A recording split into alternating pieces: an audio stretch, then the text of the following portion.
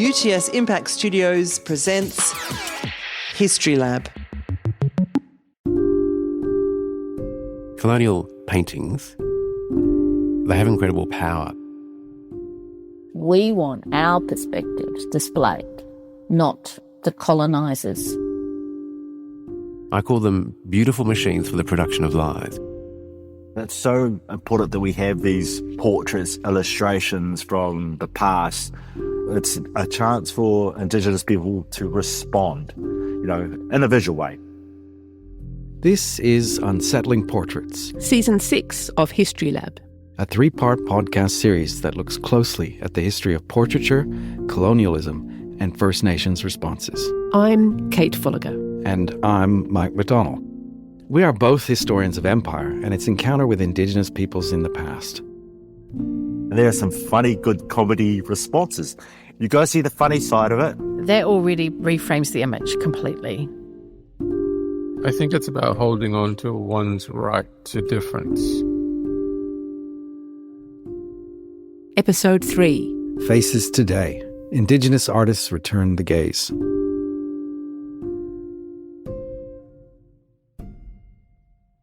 Well, Kate, I'm very excited about this. I'm excited to meet some of the folks that you've been talking about for some time now. Yeah, me too.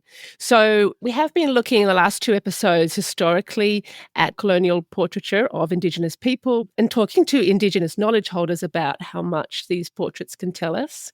But today we actually are jumping right to the present and talking to a couple of Indigenous artists about how their art kind of responds to that history and also casts us into the future. I think we're also going to talk to Daniel Browning, an artist and art critic as well. Yes. A little bit about the kind of contemporary scene, which is exciting. And we're going to talk with one of your favorites, aren't we? Michel Tuffery. That's right. Yeah, we are going to begin with Michael. I actually had the great fortune of meeting or bumping into literally Michel Tuffery in London one time when we were together at an exhibition at a conference. The funny thing for me was that I already had a house full of Michael's art on my own wall. So it was a real thrill for me. I had a real fangirl moment when I met him. I really love his work. Michel Tuffery is a New Zealand-based artist of Samoan, Tahitian and Cook Islander heritage. His art has traversed a lot of different media, but in the 1990s, he really caught my attention by doing a painting series that he called the Cookie series, which was really grappling with the Cook voyage history that kind of interacted with his own ancestors. Picture this. It's not easy to read this portrait. I would say that it's someone from a Pacifica cultural group because of the hibiscus flower that he's wearing in the image. The first thing that I really notice in this image, aside from the figure, is the very colourful and vibrant sky. There's a Southern Cross in the middle of the sky. I also notice in the background there's what I think looks like 2 volcanoes. And so that makes me think that this is an island. There's palm trees down in the bottom left, and then there's ocean with the boats. There's a tall ship in the middle of that. Which to me signifies something colonial. Because this man is quite close in the foreground, I do think that he's of high importance. He's wearing a navy blue coat and some type of military insignia. I actually can't tell whether this is someone who is of this island or not. I feel like this might be James Cook. Oh. But strangely, he's got hibiscus tucked behind both of his ears. So yeah, I think this might be something to do with maybe like the Endeavour in the Pacific. I know that there was the whole mapping of the transit of Venus that took place as a secret mission. I actually initially thought that has to be James Cook. But it was throwing me off, the style of the painting. Yeah, it's in a particular kind of art style that's not typical of Western art. It's very interesting how they painted that. I think that this might actually be done by an Indigenous artist. Thanks so much for joining us, Michael. Kia ora. We have been talking in the last 2 episodes of this podcast about, well, first of all, imperial portraiture of Indigenous people, and how actually Indigenous people, right from Tupaya and onwards, have tried to engage with that practice. And whenever I talk about this topic to anybody, most people say to me, "Oh, you're going to talk to Michel Tuffery," because they think of your early work, particularly, as beginning this really powerful and eventually world-famous practice of really engaging with, as historians, we would say the history of empire, but through art. So do you want to take us all the way back to the beginnings of your career, at least maybe to the 1980s or 90s, when you did start a series, which I think later on you called your cookie series? Yeah, only an hour before, I was having a little think, and I realised that my cookie engagement actually happened when I was 10. And it was a moment when I was at school in Wellington. And there was a group of us, and we got taken to this gallery opposite the government. And there was that picture of Cookie getting done over. And basically, they all looked at me. It was my fault. Yeah. So it started at school. I went to a special school, learned how to talk, read, and write. So I had serious, anxiety problems and dyslexia. But imagery for me was my first language. So they would tease me by just drawing first, and then I could write a sentence, or write the sentence first and then draw. And then basically it started to happen when this guy named George Nuku and Tracy Telfair, artists, they said, "Oh, Tuffery, you need to read this book called The Trial of the Cannibal Dog." And because I had dyslexia, it took me a while to knock through the book, but I surprised myself and I knocked the book out in one day, which I was quite overwhelmed to finish a book in one day. It's really unusual. And then I picked up another book called Omai, and reading those texts, those historical books, all of a sudden everything started to click together. And again, synergy, I love synergy. I went to Tahiti to do some research on tatouage. And by accident, I met my real family, my other family on the other side. I was taken out to the marae, right there one night at Tahiti. Next day, this old man said, "Look, we're going out to the marae." I say, "Okay, that's great." He says, "But you're going to meet family." And I said, "Yeah, but I'm Samoan. I'm Samoan Palangi." He says, No, this is your family. I was a little bit confused, so I was ringing my mum. So I went out to the marae at Tapatapatea, and I think I just got overwhelmed. It was like I was meant to be there. And then all of a sudden, I just got onto this, I don't know, I came obsessed. Not with Captain Cook, but it was Tupaya. Right. And Omai. Yes. Tupaya, we've already met. He travelled with Cook's first voyage. And Omai, he's another islander, also from Raiatea. He travelled with Cook's second voyage. And these two characters, these guys that were hanging out with Parkinson. Parkinson was the draftsman on the Endeavour. Tupaya was with him very often, we know, and was picking up a lot of his style. And if we're going to go back to the first collaboration, I'd say, with Tupaya and Parkinson, sitting on that boat when they came to Uwawa, Aotearoa, there's the watercolour, the classic one of the crayfish. Yes. Swapping the tapa. Yeah, we can talk about that before, yeah. You know what I mean? And I went to the very bay and interviewed the family, descendants of Tupaya, and they took me to this cave, and it was a commission that they were asking me to do a response piece to the Transit of Venus. And when you actually stand on those spots and you stand and look at the illustrations where they were done, your imagination starts running wild. And it still hasn't stopped, and it's still going. And sometimes it gets really tense, but it won't stop. I'll put it there.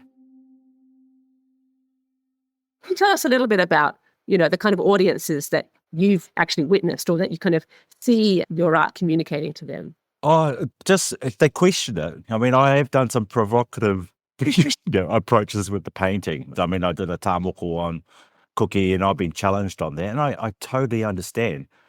But at the same time, I was trying to actually figure out whether Cookie came more Māori or more Polynesian by the end of his journey.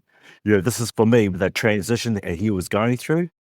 And when you say that it can get tense, I mean, is this tension coming from Tahiti when you talk about Tupaya, or tension from your kind of imperial settler viewers? Oh, no, I have to say, because, I went to, we took the film Tupaya's Endeavour up to Uawa in Tolika Bay, the place where the watercolour that Parkinson and Tupaya done together. Yes, yeah. And we showed the film, and I just about threw up because I was so nervous, because you had the manu whenua. These are the people that are engaged, and they got their own narrative. Yeah. And then you go to places like Tahiti or back to Raiatea, and they have their own narrative.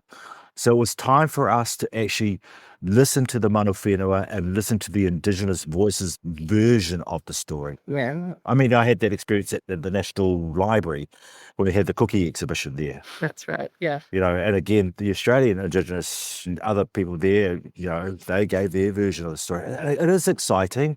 And for me, it is tense, and I like that tense conversation, but we need to have these conversations. And I sit in the audience with the youth, and they say, when did that happen? Or, I didn't know that. And that's the best part about this. And it's so important that we have these portraits, illustrations from the past, and all we're doing is engaging with it, and using it as cue. It's a chance for Indigenous people to respond, in a visual way. Mike, do you want to pick up? Well, I think Michael's already answered some of what I wanted to ask, and that's we have chatted with Alice Tupunga Somerville earlier in the podcast about Tupaya. I mean, it's an amazing kind of voice and image from the past that's so rare in some ways. And yeah, I guess I just wanted to ask how Tupaya has influenced you along the way. I think Tupaya's not just influenced me, but since he's come into the light, there's a little bit of empowerment. There's been a huge growth of the waka movement that's happening over here, with the double hull canoes. Going back to celestial navigation, wayfinding, that is the new mobile school.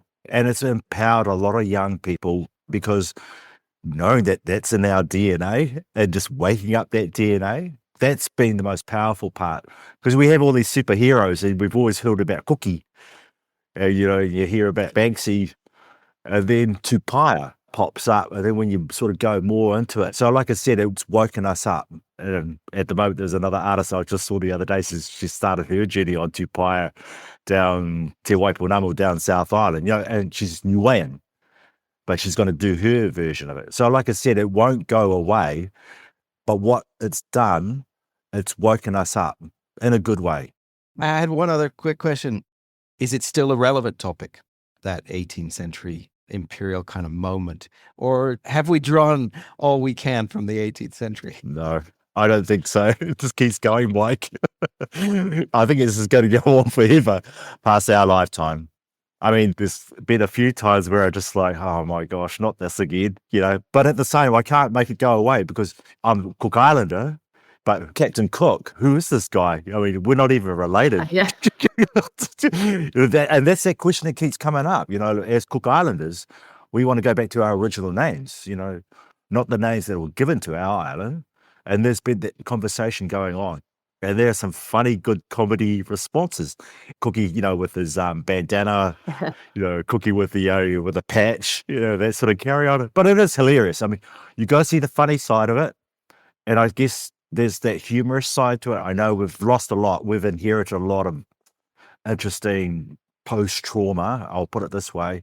But I don't want to keep going into the victim sort of carry on, because we're smart enough as human beings to deal with this. We're intellectual humans. We can, move on, but at the same time, just acknowledge what happened and where it's all come from. It's weird that we're talking now, because I'm off to Hawaii, to Cook's Bay. We got done over. I'm doing a residency over there. See, and again, the engagement hasn't stopped. Yeah. But for me, it's just being the observer, trying to be in Tupaya's, seeing it through his lens, and then also trying to see it through Parkinson. I think that beautiful moment when those two met, these two gentlemen met, for me was exciting. That was my moment. That's what set me off on that journey. Just the very first dude that held the watercolour. And when I actually physically saw it at the British Museum, it was like looking at the family album. And I had to be really careful not to start tearing up from these watercolours at the British Museum. And it was like looking at the family album. Michael, thank you so much for joining us from New Zealand, and I hope the trip to Hawaii goes wonderfully. Oh, no, taki te, whawhatai lava, and thank you very much for you two human beings. I've had a really good afternoon. Thank you, Michael. Ka kite.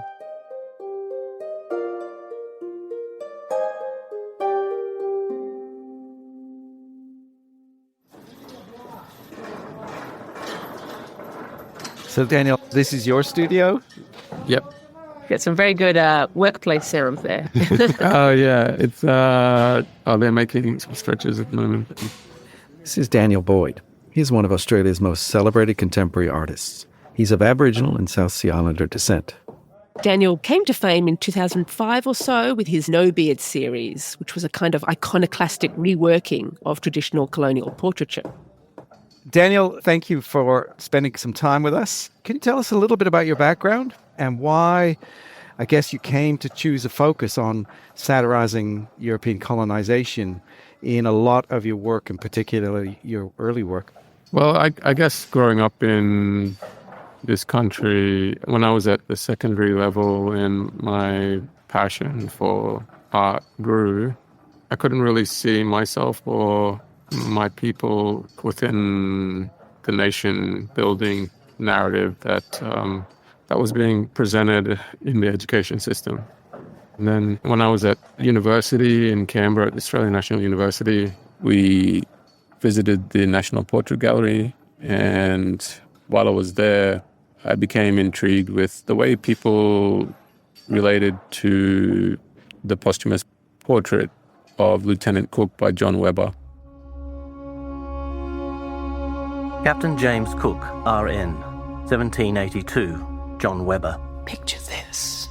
This painting, oil on canvas, is presented in an ornate gilt frame with a carved leaf pattern. Cook is depicted from upper thigh to the crown of his head. He poses out of doors. Behind him, moody rain clouds are descending. Cook's mousy medium-length hair is swept clear of his high forehead into a ribbon tied at his nape. Encasing his torso, a rich cobalt coat with thick gold embroidered detail at his neck and from forearm to wrist. His left hand is close to the hilt of a sword on his left hip. He has dark eyes and brows, a pale complexion with high colour in his cheekbones. His lips are drawn together, neither pursed nor smiling. His expression watchful, tired. The portrait seemed to be quite a important painting in the construction of nationhood, and I was intrigued by the way people came to it and understood it or didn't understand it. And do you see you, yourself, and your work in dialogue with those portraits? Yeah, I mean, I'm taking those icons of nation building and adjusting them. Yeah. Yeah. So the No Beard series came about by introducing symbols of piracy. Picture this. We've got two images. One is, I suppose, a rethinking of the first image. I think the most noticeable difference between the two portraits is that one of them is a lot more vibrant from the other version. And the first image is Captain James Cook, RN, by John Webber. And then there's the second image. Yeah, it's Captain Cook as a pirate. He's got a red parrot on his shoulder and eye patch going over his right eye. The gloominess of the background makes him look like an evil person. If we think about what you're told of a pirate as a child, it's someone who steals, someone who goes and takes things. Pirates loot and associated with violence. And pretend to command people.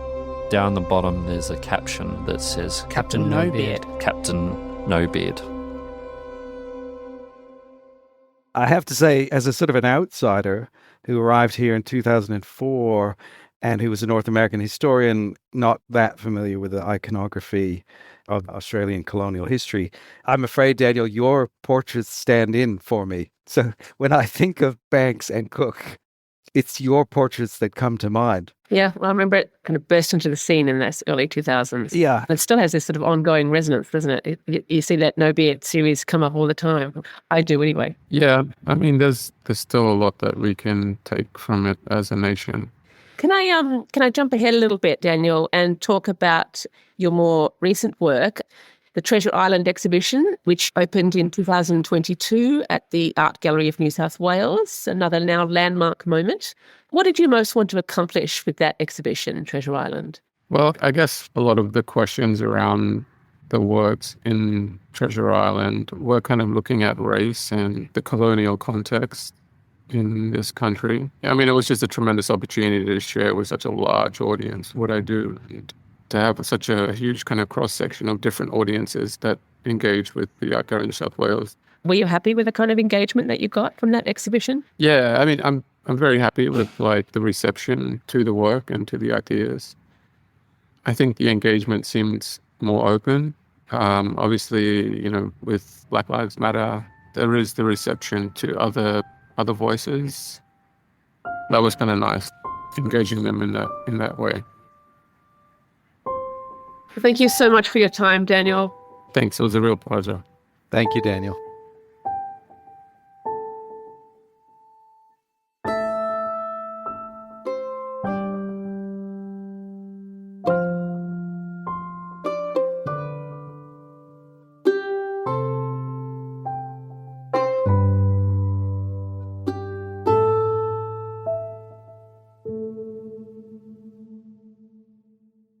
So, Kate, when we set out to do this is not where I thought we'd end up.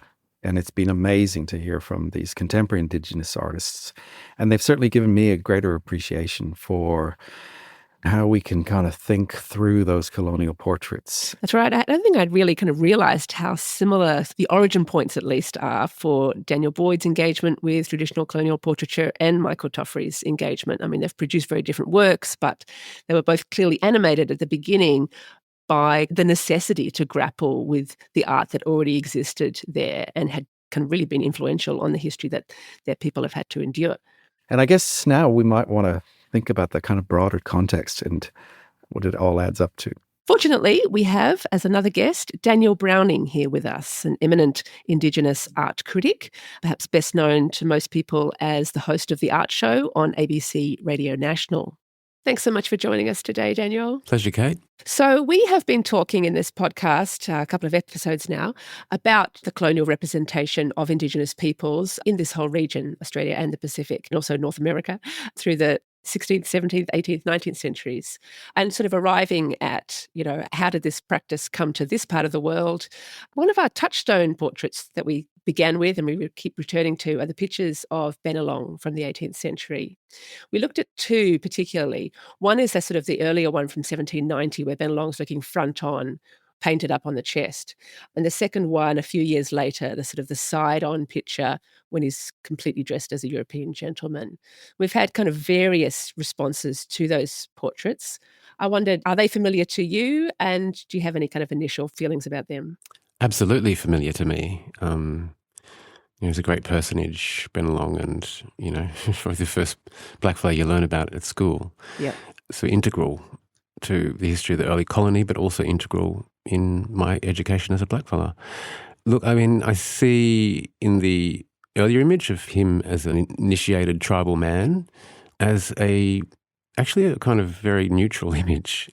He's being represented as if he's someone that you engage with. Yep. You know, he's like a mediator, which is precisely what he was. And then the Neagle engraving, the one that's, I think, produced by Neagle yes. in London, it's not him. He's all dressed up and that ruffle looks like it's about to choke him. You know, he's wearing European dress. And the long hair is the only thing I think that he looks a little free or a little atypical. But yeah, I mean, I kind of don't see them as portraits, I have to say. And I have a very kind of old-fashioned view of what a portrait is. I mean, when we put these two images side by side, what are we confronted with? We're confronted with the anthropological mugshot, the profile and the front-on. I'm not sure that either of these is particularly a likeness of Bennelong. These are portrayals of a type. Yeah. And definitely trying to depict something in a colonial language. But it's had such interesting afterlives, both of those images, through the 19th century, which is what I believe you are also studying at the moment and kind of have a particular interest in 19th century portraiture of Aboriginal men. Do you want to talk to us a little bit about some of the portraits that you've been looking at? Well, I'm looking at a particular portrait. It's the portrait of Nunaltra, quite well known, by J.M. Crossland, painted in 1854. In South Australia, in a place called Penindi, which is on the Gulf in the Eyre Peninsula, out near Coonamble Mission. It's Mirning country. It's on permanent loan to the National Gallery of Australia, but it's actually the possession of the National Library. Anyway, it shows this young Aboriginal man with a bob, a Victorian bob, like a young Victorian youth might get. He's wearing a scarlet jersey and white pants, and he's holding aloft a cricket bat. And he's set in a kind of landscape which looks to me like an evocation of the Aboriginal flag. But he paints the portrait, the face, with, I think, extraordinary, I don't want to say sympathy, but he's very sympathetic to his subject. And I don't mean that in a fawning way. I mean, he's actually, when you have simpatico, when you empathise with someone, you relate to them. I feel that in this portrait, and I think that's the first time. Well, there's only one other. That's the portrait of Mathina by Thomas Bock. But I don't regard that as a portrait either. Nunaltra I regard as the first portrait of an Aboriginal person by a colonial painter. Interesting. Can you tell us a little bit about the distinction that you're obviously using when you think about what counts and what doesn't? If we think of portraiture, what do we think of? We don't think of engravings. We don't think of sketches or studies. We think of the oil portrait. So for me, a portrait, to use that term, it almost has to be in oils. Right. It's almost fixed in time. It's not a contemporary thing. A portrait of Queen Victoria, a portrait of Nunaltra. When an artist sits down at an easel and paints a portrait of someone in oils, there's an undertaking, an offer there. And it's a serious business. So when you do that, you are actually committed to representing that person, right? So I don't think anyone prior to this was really committed to representing Aboriginal people at all. Prior to that, they're kind of undifferentiated. They're not really portraits. Well, Daniel, it's fascinating to think about it that way. And I wondered then what you made of maybe Tupaya's representations before the Bennelong, non-portraits, if you like. Yeah, well, I love Tupaya's depiction of the You're a Fisherman. Tupaya showed not only a person, but he also showed how mob, speared fish from the canoes. So he captured something which was extraordinary, a cultural practice, a way of fishing. Yeah, I think Tupaya, I would consider that image as the first representation of an Aboriginal person by anyone. Right. It predates everyone else. And there's a satisfaction in the fact that Tupaya, an Indigenous man from the South Pacific, would represent the first blackfella. I just find that beautiful. Yep. Now, it's been a real lovely turning point for us as well in our discussions. And I suppose that we've been playing with this idea that Tupaya in some ways inaugurates another whole tradition which runs alongside colonial representation of Indigenous people, which is Indigenous subjects themselves taking on board that practice or mulling over it, using it, kind of pushing back on it various instances. I mean, you may or may not agree with that, but can I take that idea of the Indigenous play with the European tradition and bring it forward into our contemporary times? Who are some artists that spring to mind for you who are particularly interested in mulling over that tradition? It's like shooting fish in a barrel. We're all kind of interested in the way we are represented. Yeah. Because the visual record can't be erased, right? You walk into a gallery and you see the lack of, what we see is the absence of Aboriginal people. So what you find is Aboriginal artists, First Nations artists, Torres Strait Islander artists, inserting mob into landscapes that were devoid of human presence, landscapes that could not possibly be devoid of black presence. So putting them back into the landscape. And what's really interesting about the portrait of Nunaltra by J.M. Crossland is that Destiny Deacon in the 1980s did this version of it. She did a couple of these images where she went back to Australian art history and represented her friends or others in these same settings. So she actually depicted It's a photograph, a Polaroid actually, nothing like a portrait. A Polaroid which Destiny favoured in the early period of her career. A portrait of Eva Johnson, who's a actor, playwright, fierce Aboriginal woman, and she's got a shaved head. She's posed just like Nanultra on a topsy-turvy Aboriginal flag in the horizon. And instead of a cricket bat, she's wielding a glinting axe.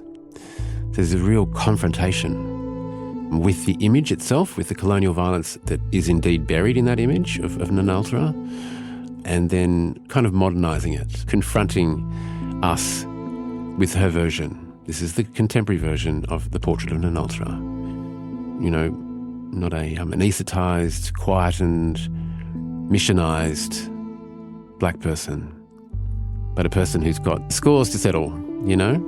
Yeah, so I love this image. It's hard to look at. It's just so searing. And Daniel, we've been talking to Michel Tuffery and Daniel Boyd, and I just wondered where you see them sitting in relation to this genre, I guess, of returning the gaze and subverting that colonial idea. I mean, I'm much more knowledgeable about Daniel's practice. Daniel, although I've met Michel, Daniel is the one I've worked quite closely with and whose images I've really studied. I mean, yes, at the beginning of his career, he hit on this trick of copying, Zoffany's portraits of the British royal family of King George III and of, calling him names. And Cook too, the portrait of Cook. Yeah. He is Captain No Beard.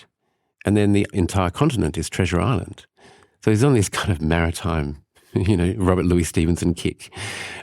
Daniel, I think, he's far removed from that work. But it was an important thing to say. It was an important thing to put out in the world. Mm-hmm. And I think his celebrity and a lot of the respect he has comes from that time. I call those things his history paintings because they are a reckoning with history. He's coming to terms with history it's hard to accept. The history is hard to accept. So these images help us make sense of what happened. And they also contend with the power that is invested in these images. Colonial paintings, they have incredible power. They're myth-making. I call them beautiful machines for the production of lies. Anything painted in the colonial era, even after Federation, there's a myth-making going on. There's a story being told that isn't the story. When we were talking to Michel Tuffery, he did mention that he did have some backlash, a little bit of flack that I guess he'd got from other Pacific Islanders for dwelling so much on the Endeavour moment, the Cook moment, the European contact moment. Do you have any reflections on that controversy? Yeah. I mean, I think there is a tension in, as perhaps Michel does in his work, of going back to Cook and the Endeavour, going back to this moment. I think what artists do, certainly in the local context of Australia, is that they do this when they're coming to terms with, what they're learning. And it might not be about art, it's about the history of Australia. And I think there's a reckoning that happens that you can see this in many artists as they progress through their careers. There's always a reckoning with colonial imagery of some kind. They reckon with this past in some way. Obviously not in more remote parts of Australia where the market, the taste is for, the appetite is for a different kind of art, an art that goes back much, much further. And also is in the present. This collapsing of the past and the present in those images is also fascinating. But occasionally they might go back to those moments, but remembering we are the ones who experience first contact. On the coast here, Sydney, those people are the ones who experienced contact first, at the precise moment, the most violent contact emanated from this spot and radiates across the continent for about 150 years. But from that point, they are the ones who can talk about it. It's the people who live in the most settled part of the country who have a lot to say about this moment because we were at the very sharp end of the spear. The reckoning is very much part of our lived experience.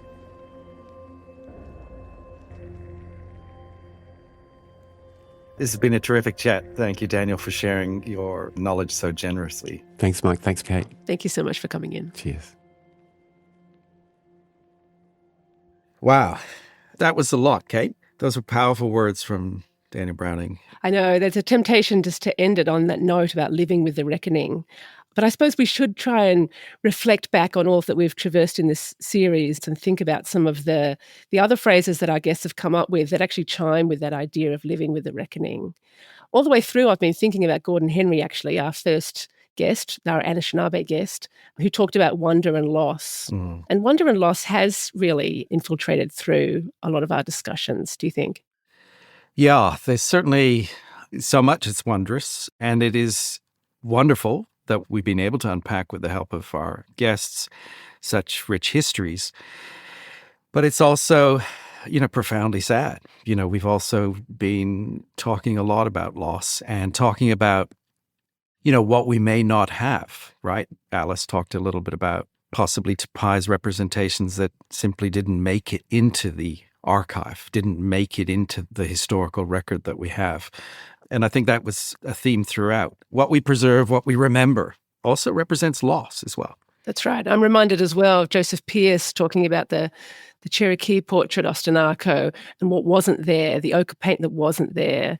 So the colonial memory of the active war and resistance against empires that have been erased. But perhaps by looking at the absence in an image, we can start to remember that, start to think that's part of our reckoning, part of the truth-telling about empire today. Truth-telling has to be absorbing the wonder and the loss. Yeah. Sometimes artists produce that for us in art. Other times history holders, history tellers try and produce that in words.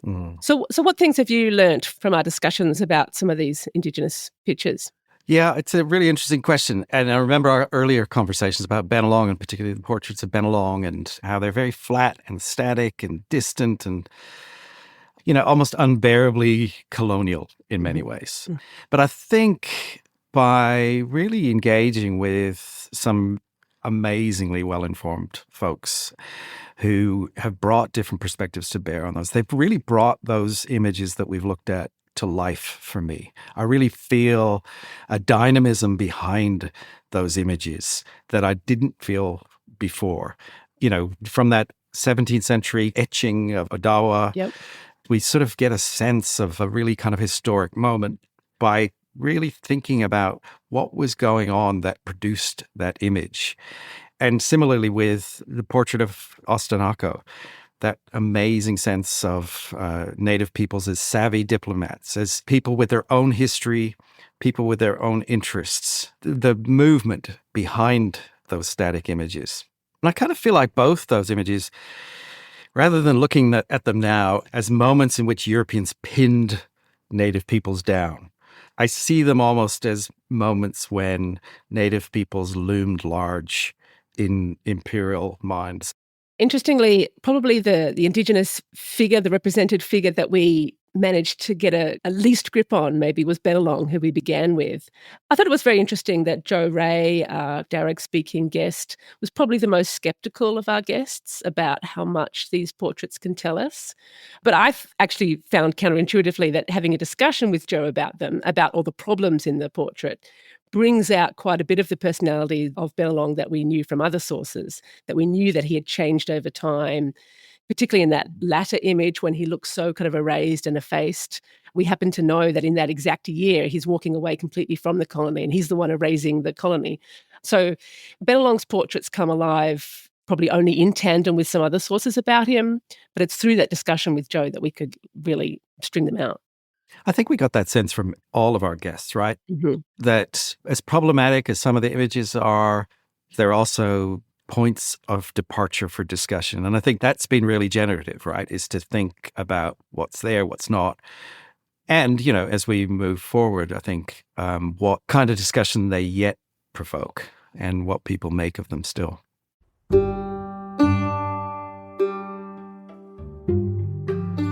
So, Mike, what do you think? We titled this podcast Unsettling Portraits. Do you think that we've succeeded?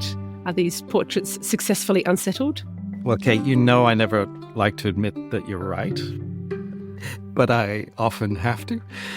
And yeah, you've certainly unsettled my ideas of what we can do with these portraits. Yeah, I think the portraits have been unsettled to me too, but I guess in ways I didn't quite expect. I thought we were going to unsettle the the idea that they were useless and make them profoundly useful.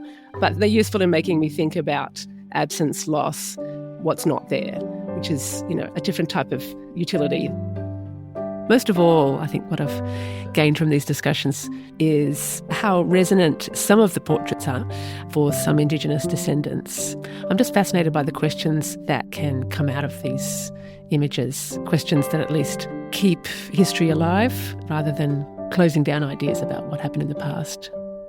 Yeah, I was thinking over the duration of putting together this podcast, my thoughts about history making have evolved a huge amount. And I'm really thinking that those that are grappling with the kinds of issues that our Indigenous guests and Indigenous peoples everywhere really are grappling with, my sense is that they are necessarily at the forefront of how we move on in history making. That the kind of ingenious, creative, innovative ways that they're grappling with the past and the absences in the past and the erasures in the past are actually providing a model for us. Yeah, it has been an interesting experience for me to see that it's images that have provoked the two of us, writing historians generally, to think about truth-telling.